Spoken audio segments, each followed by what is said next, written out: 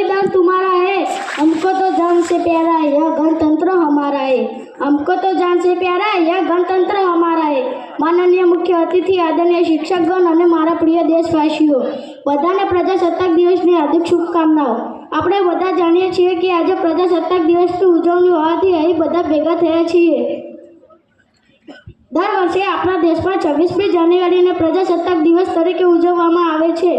આ આપણો એક રાષ્ટ્રીય તહેવાર છે। આ દિવસ ભારતીય ઇતિહાસમાં વિશેષ સ્થાન ધરાવે છે। મિત્રો, 15 ઓગસ્ટ 1947ના રોજ આપણો દેશ અંગ્રેજોની ગુલામીમાંથી આઝાદ થયો હતો, પરંતુ દેશની શાસન વ્યવસ્થા ચલાવવા માટે આપણી પાસે પોતાનું બંધારણ નહોતું। તેમાં એક બંધારણ સભાનું આયોજન કરવામાં આવ્યું અને તેને ઘડતર કરવામાં આવ્યું। તેના નિર્માણમાં ડૉક્ટર ભીમરાવ આંબેડકરની સૌથી મોટી ભૂમિકા રહી હતી। ભારતનું બંધારણ વિશ્વનું સૌથી મોટું લિખિત બંધારણ છે।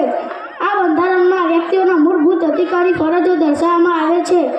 ભારતના જાતિ અને વર્ગના લોકો એકબીજા સાથે જોડીને રાખે છે।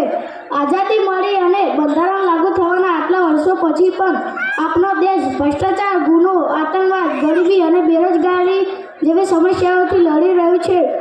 આપણે બધા ભેગા થઈને આ સમસ્યાઓને ખતમ કરવાની કોશિશ કરવી જોઈએ। જ્યાં સુધી આપણે આ સમસ્યાઓમાંથી ભારતને બહાર નથી નીકળતા ત્યાં સુધી આપણા